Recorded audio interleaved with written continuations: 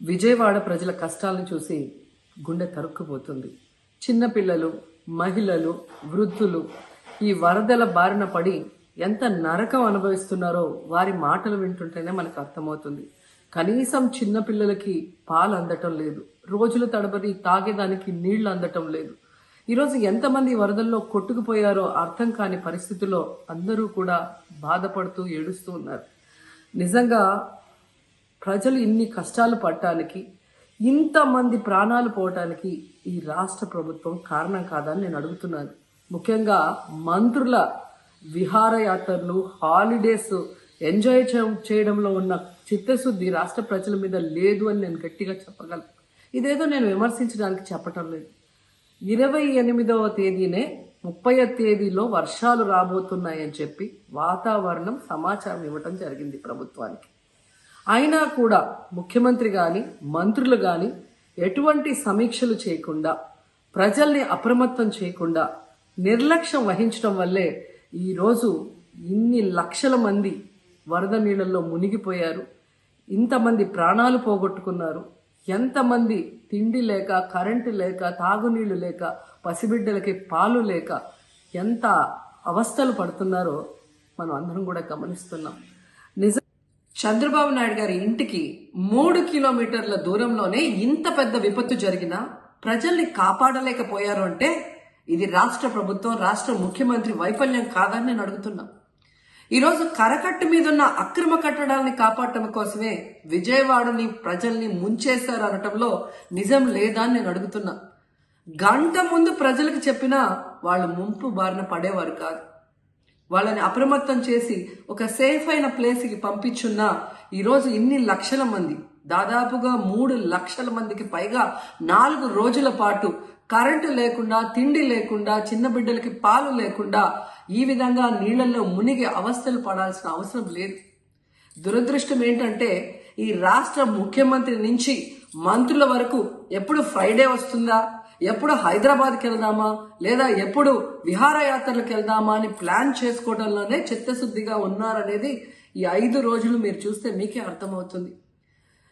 30వ తేదీ భారీ వర్షాలు వస్తాయని ముఖ్యమంత్రి గారికి, మంత్రులకి 28వ తేదీనే వాతావరణ శాఖ సమాచారం అందించినా ఎటువంటి సమీక్షలు లేదు, ఎటువంటి ముందస్తు జాగ్రత్తలు లేదు, ప్రజల్ని కాపాడాలన్న చిత్తశుద్ధి లేదు అనేది స్పష్టంగా అర్థమవుతుంది. ఎందుకంటే ఈ రోజుటి వరకు 4-5 రోజులు ప్రజలకి తిండి అందించడంలో ఈ ప్రభుత్వం విఫలమైంది. కనీసం ఇది జరిగినప్పుడు సీఎం గారు పనిచేయట్లేదు, వయసు అయిపోయింది. డిప్యూటీ సీఎం గారు, పంచాయతీరాజ్ శాఖ మంత్రి గారు కనీసం తన శాఖను అప్రమత్తం చేసి ప్రజల్ని కాపాడాల్సిన బాధ్యత ఉన్నా ఈ రోజు 5 రోజుల వరకు ఆయన అసలు విజయవాడ వైపే రాలేదు. ఇక ఆ కాన్స్టిట్యున్సీ ఎమ్మెల్యే ప్లస్ రాష్ట్ర మంత్రి లోకేష్ గారు మొత్తం మునిగిపోయి మంగళగిరి, విజయవాడ అల్లల్లాడిపోతుంటే ఆయన హైదరాబాద్లో ఎంజాయ్ చేస్తున్నారు. ఇక హోంమంత్రి గారు తెలిసిన సంగతే. ఇక మున్సిపల్ శాఖ మంత్రి నారాయణ గారు ఈరోజు విజయవాడని ముంచేసింది ఈ మున్సిపల్ శాఖ నిర్లక్ష్యం కాదని నేను అడుగుతున్నా. ప్రజల్ని సురక్షిత ప్రాంతాలకు తరలించే విధంగా ఈ నారాయణ గారు రివ్యూ చేయకపోవటం వల్ల ఈరోజు లక్షలాది మంది నీళ్లలో మునిగిపోయారు. వాళ్ళందరూ కూడా ప్రభుత్వం ఎప్పుడు కాపాడుతుందా అని ఎదురు చూస్తున్నారు, అయినా వీళ్ళకి పట్టింపు లేదు. ఇక రామానాయుడు గారు ఇరిగేషన్ మంత్రి, కనీసం ముందస్తు రివ్యూలు లేదు. కనీసం వరదలు వచ్చి ప్రజలు మునిగిపోతుంటే బోట్లను కూడా కొనుగోలు చేసో రెంట్కి తీసుకొని ఆ ప్రజల్ని తరలించే కార్యక్రమం ఆయన కూడా చేయలేదు. ఇక ఎప్పుడు వరదలు వచ్చినా, భారీ వర్షాలు వచ్చినా ముఖ్యమైన శాఖ రెవెన్యూ శాఖ, అనగాన సత్యప్రసాద్ గారు. ఈయన విహారయాత్రలో ఎంజాయ్ చేస్తున్నాడు. కనీసం పునరావాస కేంద్రాలు ఏర్పాటు చేయాలి, మరి ఆ ప్రజలకి పాలు, తిండి అన్ని అందించాల్సిన బాధ్యత ఉన్నా ఏం పట్టించుకోలేదు. సో ఈ విధంగా చంద్రబాబు నాయుడు గారి దగ్గర నుంచి మంత్రులంతా కూడా ప్రజల్ని గాలికి వదిలేసి ఎలా నిర్లక్ష్యం వహిస్తున్నారో చూడండి. ఇప్పటికైనా వాళ్ళు కళ్ళు తెరిచి ప్రజల్ని కాపాడండి అని చేతులెత్తి నమస్కరిస్తున్నా.